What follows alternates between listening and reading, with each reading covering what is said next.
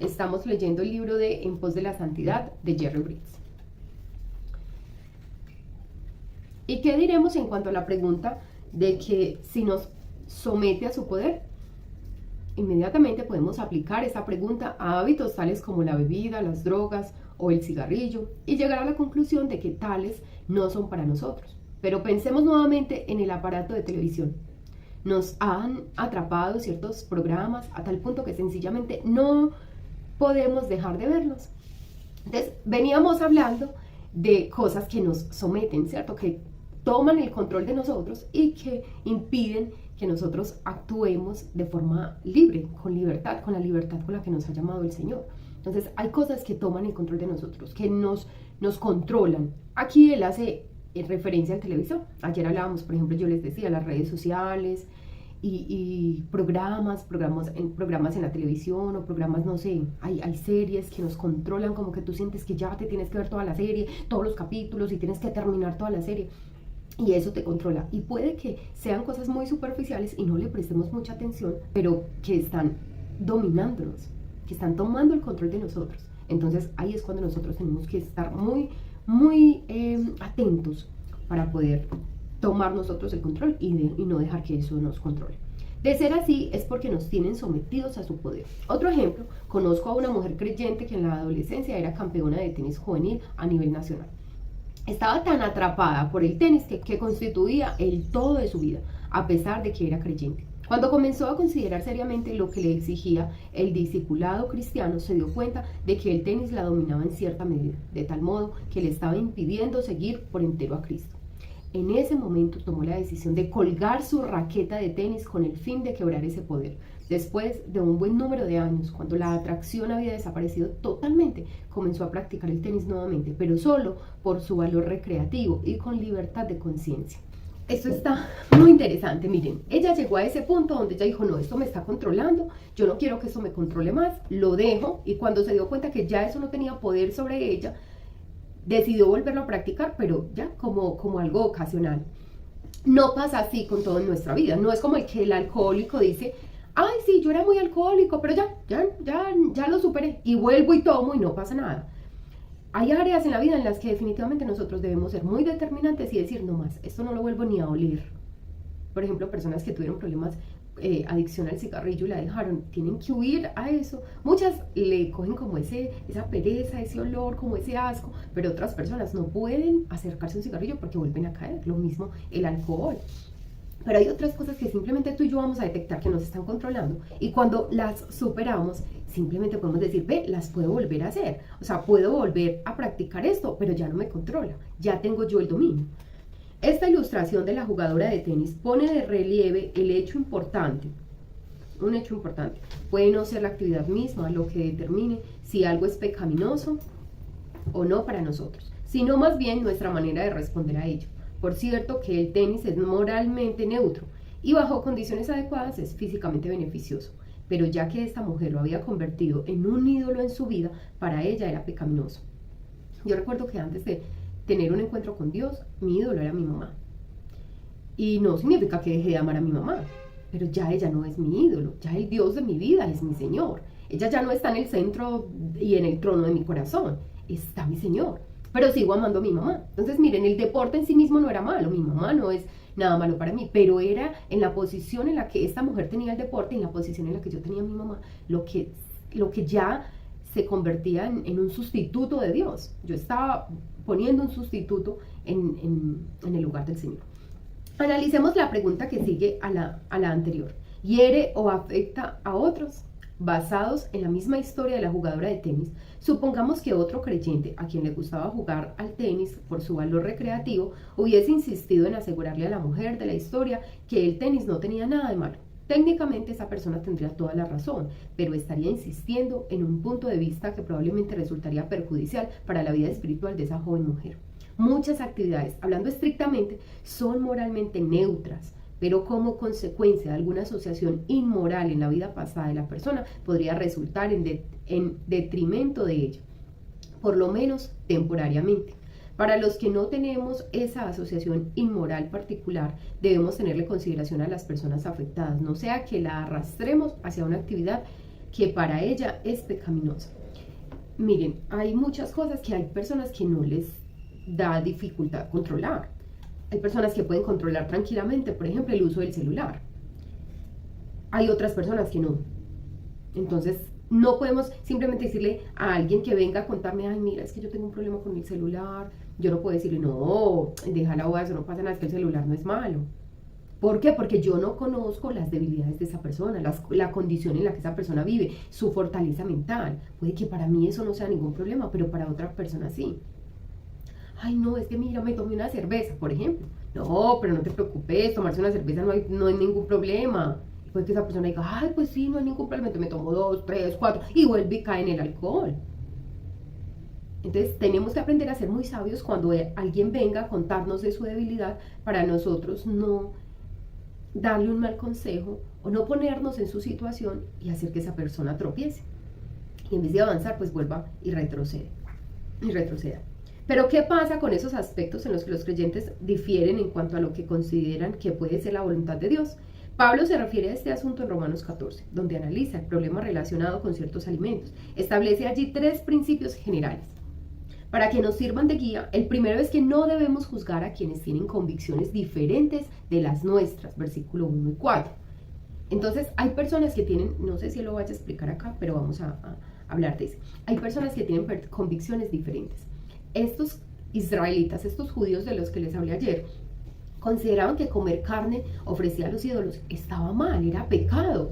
Ofendían al Señor haciendo eso. Para Pablo no. Eso no era malo. Primero, pues él no se iba a ir a preguntarle al carnicero de dónde sacó esa carne, a quién se la compró. Y segundo, pues él decía, es que los ídolos no son nada. O sea, si vienen delante de un yeso, vienen delante de algo y dicen, aquí te ofrezco, pero ese ídolo no es nada. Entonces yo digo, pues no le están ofreciendo la carne a nada, ¿cierto? Él tenía esa seguridad, esa convicción. Para él eso no era ningún problema, pero para otros sí. Entonces nosotros debemos considerar al otro, los principios que el otro tiene, las convicciones que el otro tiene, que puede que no sean tan fuertes como las tuyas, pero debemos ser considerados con el otro. Dios va a ver eso. Un día Dios nos va a llamar a cuentas y va a decir, ¿tú por qué hiciste esto? Ah, Señor, porque yo, pues no había problema. Para mí no había problema en hacer eso. Sí, pero sí lo había para otras personas. Y no te importó afectar su conciencia. No te importó el testimonio. Porque realmente vivimos en esta vida y hay que dar testimonio. El segundo principio es que cualesquiera que sean nuestras convicciones tienen que ser para el Señor, es decir, formuladas con el deseo de serle obedientes a Él, en el versículo 5 y 8 de Romanos 14. Entonces, sea cual sea nuestra convicción, debe darle la gloria a Dios, ¿cierto? Ay, pero a mí no me parece. No, listo, no te parece. ¿Te parece o no te parece? Pero eso le da la gloria a Dios. Te lleva a agradar a Dios. Entonces, debemos ser muy sabios con nuestras convicciones, porque hay cosas que a mí no me parece, a mí me parece normal. Miren muchachos, a mí hay algo que me sorprende, y es ver en las iglesias cristianas gente con años en la vida cristiana. Incluso en un lugar me tocó ver personas que servían, ministraban en la iglesia y vivían en unión libre hace años, y se volvió una cosa normal. Ay, pero normal. Una de ellas decía, ay, pero en Venezuela a mí me dejaban. Por Dios, que la iglesia de Venezuela ya la dejaban servir y ella vivía en unión libre con el esposo. Entonces, no porque mi convicción sea que eso es normal para el Señor. Puede que mi convicción, mi mente, mi conciencia esté cauterizada, ¿no? Es ahí la importancia de que mi convicción no sea solo porque yo creo. Hace días alguien me decía, ay, es que yo creo que el Señor Jesús no va a venir así como dicen. Y yo, no, ven un momento. No es que como dicen, no es que yo estoy diciendo, ay, el Señor Jesús va a venir así, así. No, dice la palabra. Dijo primero cómo iba a venir. Y dijo que iba a venir en forma de hombre. Vino en forma de hombre, nació como un ser humano normal, se hizo hombre por nosotros, murió crucificado, resucitó y ahora está en la diestra del Padre. Es que no es que yo me lo inventé, no es como que, ay, no, entonces no podemos, tú y yo no podemos decir, ay, es que yo no creo que, no, eso dice la palabra dice que es así, entonces tú y yo, y con mucho amor, muchachas, con mucho amor y con mucho respeto se los digo, tu opinión y mi opinión no vale, no importa. Pasa a un segundo plano, tu opinión y mi opinión, cuando hablamos de las convicciones bíblicas. Cuando hablamos de los principios bíblicos, tus convicciones y mis convicciones pasan a un segundo plano.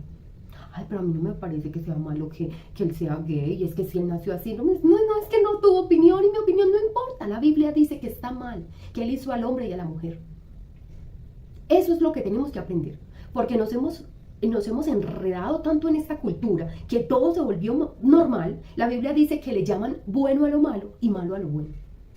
Se volvió tan normal tantas cosas que nosotras también lo decimos, no, pero a mí me parece normal. ¿Sí? ¿Te parece normal? ¿Y qué dice la Biblia? No, sí, a mí me parece normal, está bien, pero ¿qué dice la Biblia? Para la Biblia esto no es normal. No, Dios no tiene ningún problema con esto. Si la opinión del Señor, si la opinión de la palabra de Dios es diferente, tu opinión y la mía no tienen ningún valor. El tercer principio es que cualesquiera que sean las convicciones a que arribemos para el Señor, tenemos que mantenernos fieles a ellas. En el versículo 23, vamos a leer ese pasaje, Romanos, a ver qué dice. Romanos 14, versículo 23. Pero el que duda sobre lo que come es condenado, porque no lo hace con fe, y todo lo que no proviene de fe es pecado. Vamos a volver a leer el principio. El tercer principio es que cualesquiera que sean las convicciones a que arribemos para el Señor, tenemos que mantenernos fieles a ellas. Entonces, que lo que hagamos, lo hagamos para el Señor, ¿cierto? Miren, aquí podemos caer en el error de decir, es que yo lo hice para el Señor, pero es algo que va en contra de la palabra. Es algo, por ejemplo, a ver, te voy a poner un ejemplo. Un poco extremo, pero como que es el que se me viene a la mente. Tú ves a alguien con mucha necesidad, muchísima necesidad, y resulta que a tu mano tienes un dinero que no es tuyo. Ves en tu empresa, no sé, ves que la compañera guarda un dinero en tal parte. O por ejemplo, tienes un dinero que estás guardando de alguien y hay otra persona con necesidad. Y tú tomas ese dinero para ayudarle a esa persona, pero estás haciendo algo mal porque ese dinero no es tuyo, ese dinero es de otra persona. Mira que la convicción ahí tuya es, pero es que yo tengo que ayudarle, es que hay que pesar, es que tiene necesidad, pero no es algo propio, no es algo que el Señor apruebe. Si tú le hubieras preguntado al Señor, Señor, yo puedo hacer esto, el Señor te hubiera dicho, no, porque no es tuyo. No tomes eso porque no es tuyo, no te pertenece. Así es en nuestro día a día. Hay muchas cosas que nosotros podemos hacer y que podemos sustentar que están bien. Sí, lo hago bien, lo hago para el Señor, ¿cierto? Tú y yo podemos decir, lo hago para el Señor. Lo hago para el Señor porque estoy ayudando a otro, pero realmente no está bien lo que estoy haciendo. Entonces, cuando aquí dice, sea que comas o bebas, ¿cierto? Hazlo para el Señor, hazlo con fe, porque si lo haces dudando, como que, yo sí me podré tomar esta cerveza, no me podré tomar esta cerveza, y te la tomas y con esa duda tan horrible, terminas pecando por asuntos de conciencia, porque tú no sientes la convicción de que sea correcto, porque en tu corazón no sientes esa paz. Es como la que come morcilla, se puede comer morcilla, no se puede comer, y como que sí, como que no, y finalmente me la como y siento que me acusa la conciencia. Pecaste porque no sientes la convicción. Entonces, hay cosas de principios, que no es que tú sientas la convicción y ya, pero el principio está mal, como el ejemplo del dinero que les acabo de poner. Pero hay otras cosas que no están en contra de la palabra de Dios, pero tú no sientes paz, no lo hagas. Si vas a hacer algo que sea, primero, que no vaya en contra de la palabra de Dios y los principios de Dios. Y segundo, que tú sientas paz. Si sientes paz, hazlo, es de parte de Dios.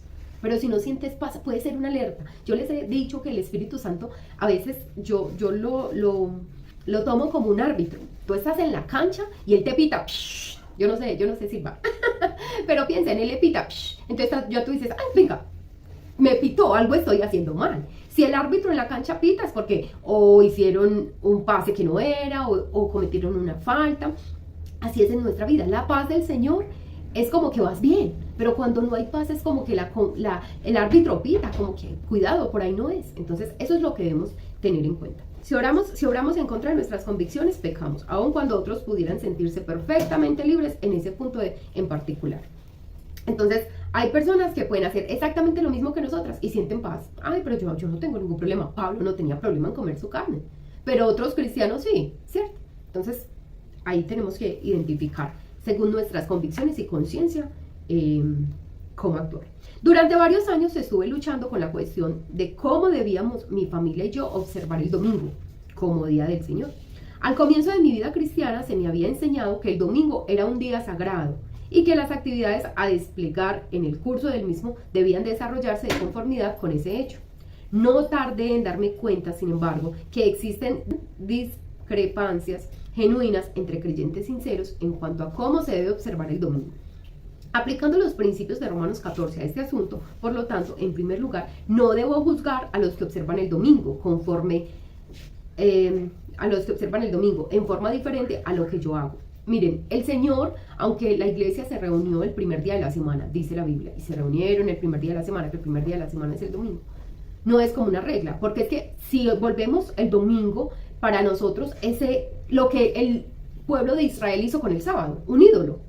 Entonces había una enferma, una mujer con la mano tiesa, con la mano muerta, y cuando el Señor la quiso sanar, ellos decían, ay, no, ¿cómo le ocurre? Que venga el lunes. No, mi hija, es que hoy es sábado, hoy no se puede. ¿Qué hicieron del sábado? Un ídolo. Y el Señor les dice, es que yo no hice el sábado, yo no los hice a ustedes, al hombre, para el sábado. O sea, no es como que el hombre le sirve al sábado. Yo hice el sábado para el hombre. El sábado lo hice para que el hombre pueda descansar, tomar su reposo, pero no es que el Dios es el sábado, entonces no podían ni respirar. Recuerdo en una de las series mostraban que estaba el papá y la hija comiendo y la hija tenía mucho odio contra el papá. Porque el papá era muy malo con ella y el papá se estaba ahogando, estaban comiendo en la mesa y solo estaban los dos y él se estaba ahogando y él empezó a mirarla y se tocaba el pecho y entonces ella lo miraba y ella era quieta como de que se muera. Entonces al final llegó la hermana de ella, ella se paró y ya empezó pues como a darle golpes. Al final pues como que la conciencia la acusó mucho y ella empezó a pararse y le tocó la espalda así duro. Y ya él pues se desahogó, entonces se la miró toda asustada, le dijo, me ibas a dejar morir. Y la berrionda, ¿saben qué le dice? Es que creí que era sábado. O sea, como, no, el sábado no se podía hacer nada, entonces no, yo no te podía salvar, tenía que dejarte morir porque era sábado. Pero realmente esos eran los extremos a los que llegaban los israelitas, de una religiosidad por el sábado, y no es eso lo que quería el Señor. Entonces no podemos nosotros convertir el domingo en el mismo ídolo que Israel volvió el sábado. No, sabemos que el primer día de la semana es el domingo, la iglesia se reunió el domingo, y si tú y yo podemos ir el domingo a la iglesia, que es el día que descansamos porque el lunes a sábado generalmente trabajamos, pues ese es el día que vamos a dedicarle al Señor más tiempo, vamos a estar concentradas en Él, vamos a apartar ese tiempo solo para Él, porque ir a la iglesia es como que vamos a un encuentro con Él. Ya no estoy preocupada qué voy a hacer de comida, la casa, arreglar la casa, mi trabajo, no, estoy a solas con Él, en un tiempo con Él y con mis hermanos en la fe, pero sin el exceso. Mi esposo trabaja a veces los domingos, él solo descansa un domingo cada 15 días. Entonces es un pecador, vil pecador, que si llega el Señor se va para los mismos infiernos porque no va el domingo a la iglesia. No es ese extremo. Entonces él va el miércoles, entonces él escucha predicaciones, no se deja de congregar, pero no tenemos el domingo como un Dios. Entonces aquí hay gente que dice, no, el domingo tiene que ser el domingo. Tú y yo debemos ser muy respetuosos. Eso es lo que nos está enseñando Pablo.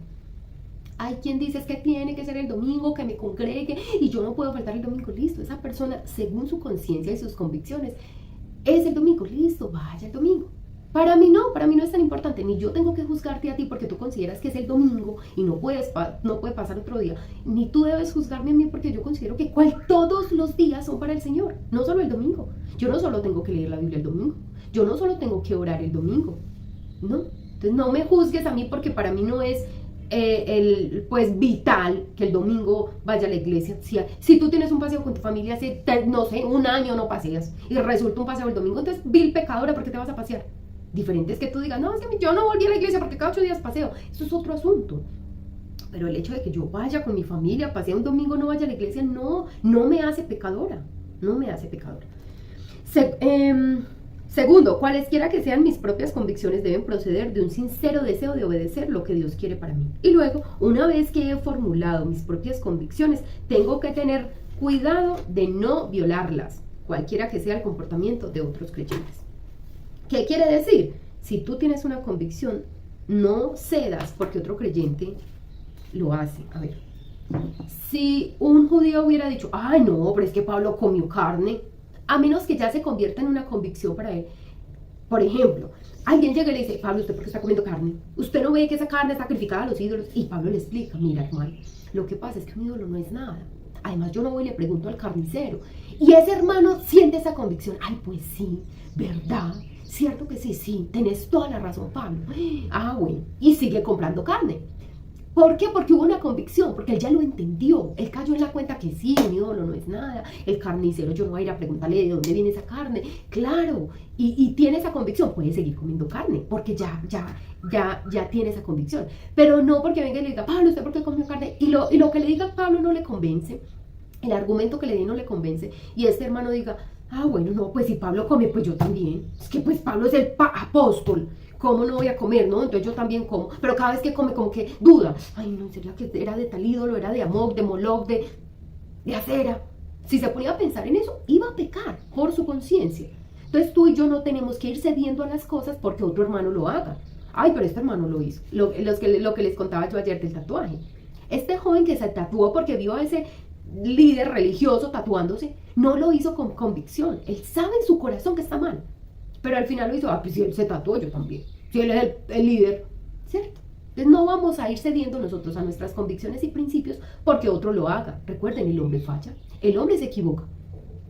Dios no se equivoca, su palabra no se equivoca. Por eso nosotros no seguimos al hombre, no seguimos a los líderes, sino que seguimos al Señor y a su palabra. Ellos simplemente nos enseñan, nos instruyen, nos guían, nos pueden dar un consejo, pero nuestra autoridad final, principal y final, es la palabra de Dios.